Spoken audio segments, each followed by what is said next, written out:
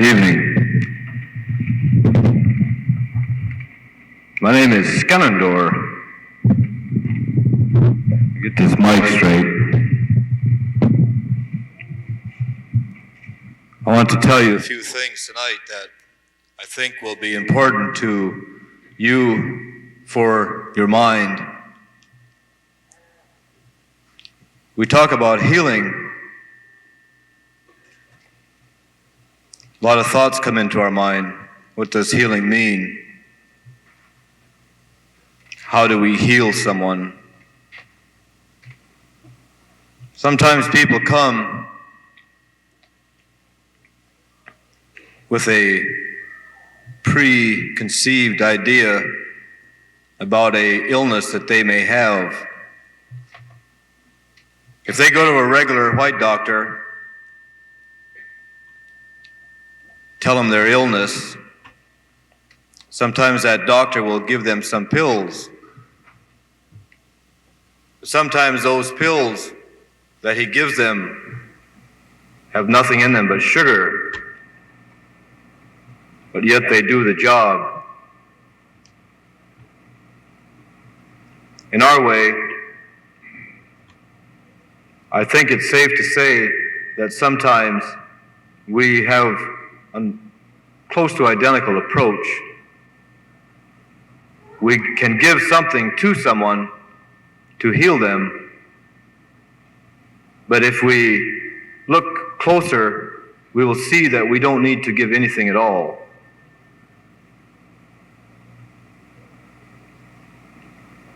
It's in the mind.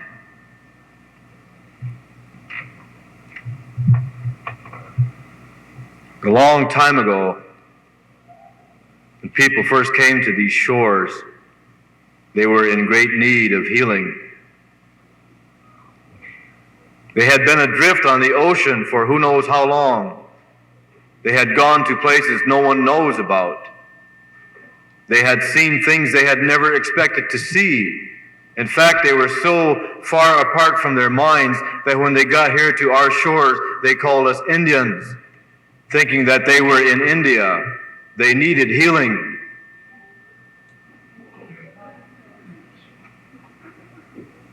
My forefathers took the time to be conscious of their need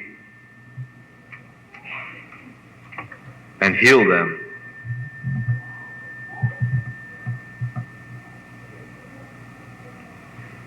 However, the effect wasn't lasting. I have to often take into consideration the fact that as I talk to you, I have to change my level of explanation because we're talking about things that you have not had the opportunity to hear before. Sometimes the things we say might be a little far out,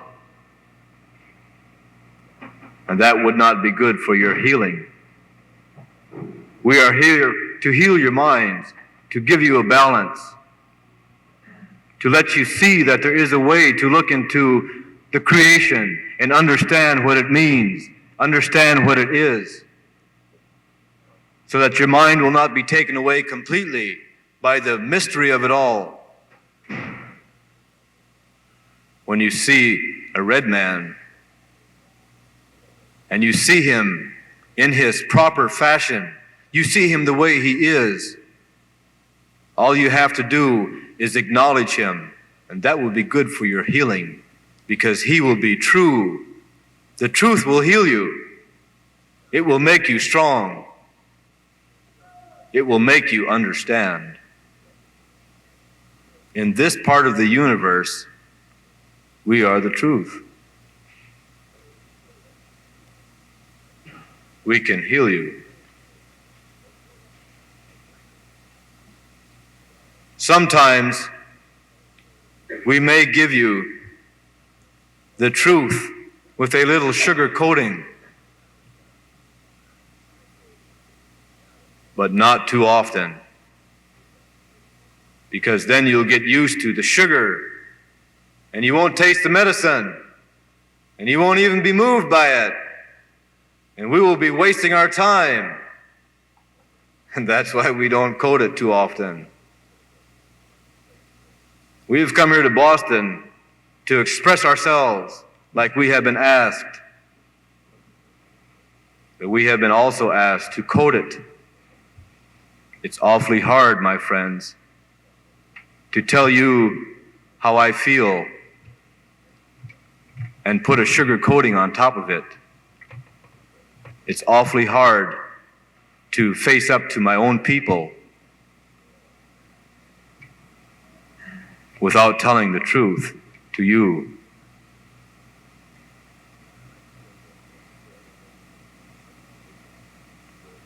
I'm a Blackfoot Oneida. My father was Oneida, my mother Blackfoot. I was born on the Crow Reservation.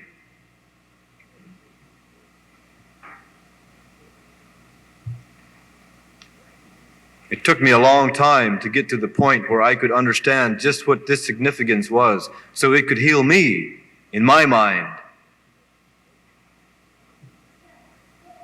But now that I know, I have found a balance. It lets me know that I came from a mountain. I came down off from the mountain and mixed with a simulation. I rode in a car, I sat in a house. I rode in a car, sat on a horse, and rode to the top of the other mountain where I've been standing since that time, with a healed understanding. What we want you to know for your healing is the fact that we are here the second time as red men to tell all who will hear that this is the second time. The Mother Earth is sick and dying. No one has taken into account what has been going on for 500 years. They have been coating the truth with sugar, and the Mother Earth has been left to die. The simple truth is, we are talking about survival, not a survival that means you have $13,000 or $14,000 a year and you are going to make it. We are talking about a survival that means you must have a clear, healed mind to understand.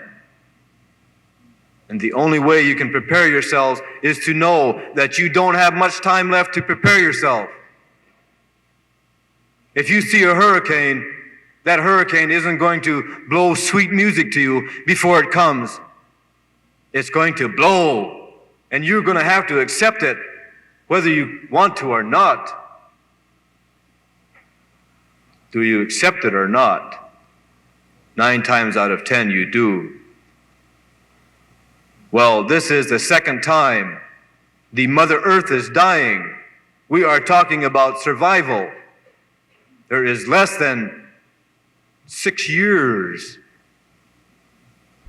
There will be less than 1 million of us who survive. Can you accept that? That's the same as a hurricane.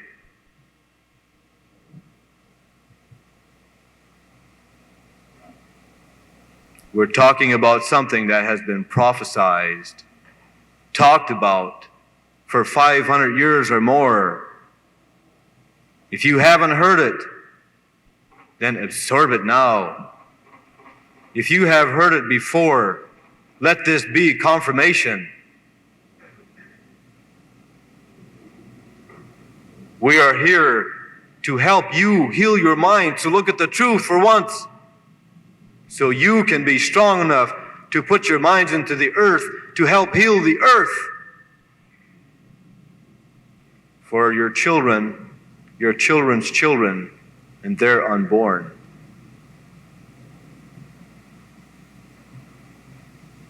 If I do not tell you the truth, then in a few years' time, you are going to hate me. If I tell you the truth now, then you will be able to know the worst of it. And maybe with a healed conscience, you will be able to do something about it. You must love the earth. You must honor your mother and father, but you must love the earth more than yourself. Every day that you think of yourself, think of the earth.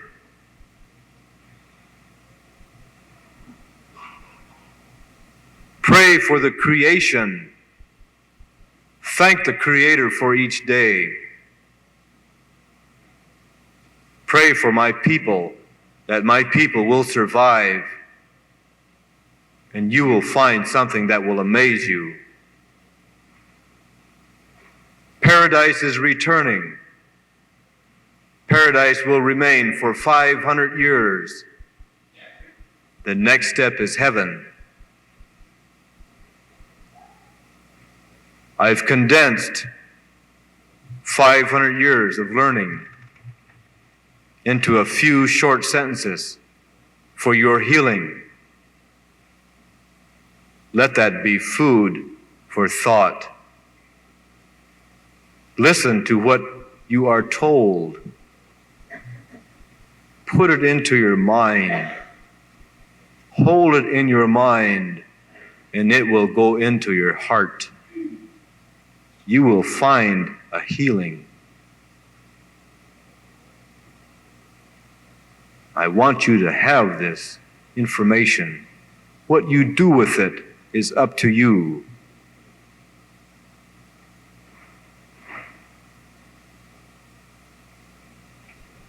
But it would do you well to carry it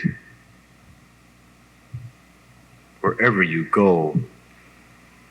It could be the strength you've been seeking all these years in all these college halls.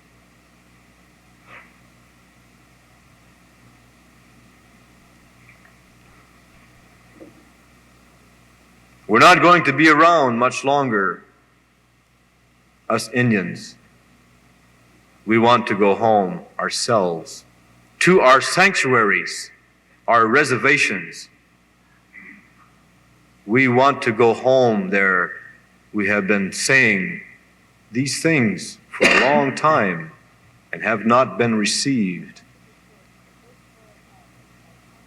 We are going to go home to take care of our own gardens, to put our hearts back into the earth, to be one with the creation again.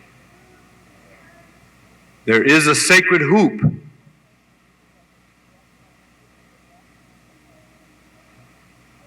There is a sacred tree.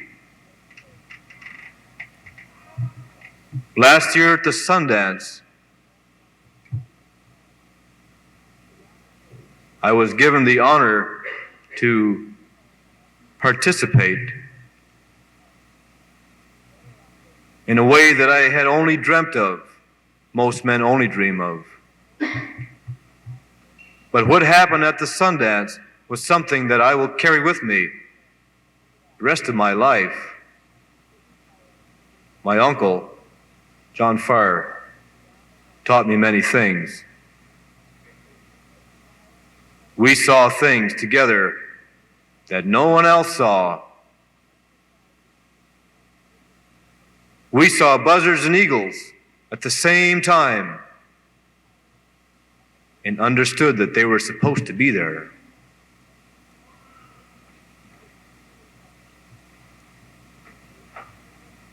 It's an incredible time that we're all living in.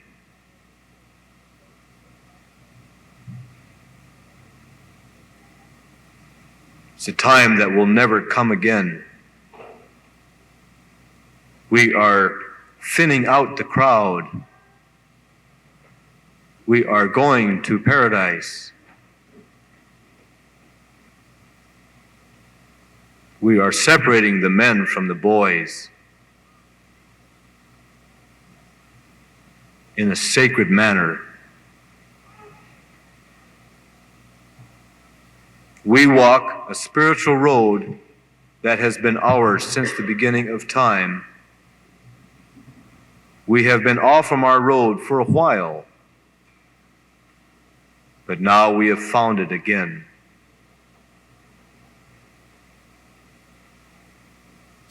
People like John Farr, as well as many others, have been, us younger generations, link to our sacred road. We ourselves are seeking the strength to take over when they feel confident in us.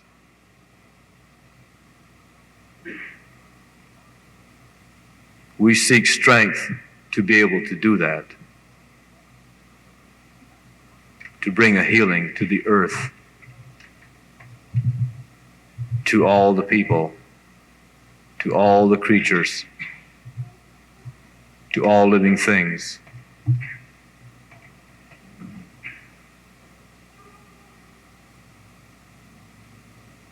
I'm glad that I can come here and speak my mind.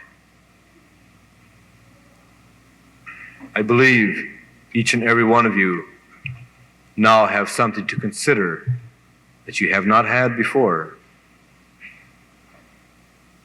I invite you then to listen to John Farr.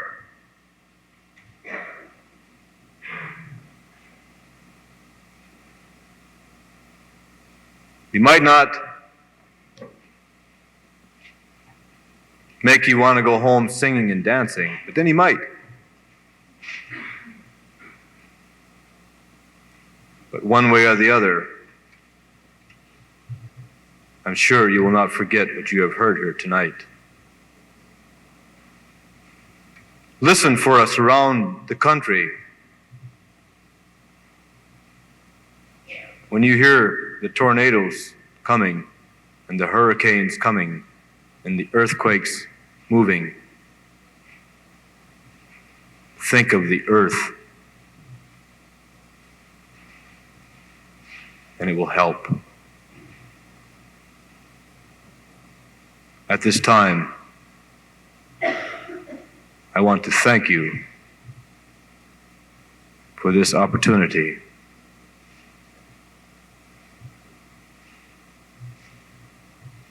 And I want to present to you John Farr, Lame Deer, Lakota. Thank you.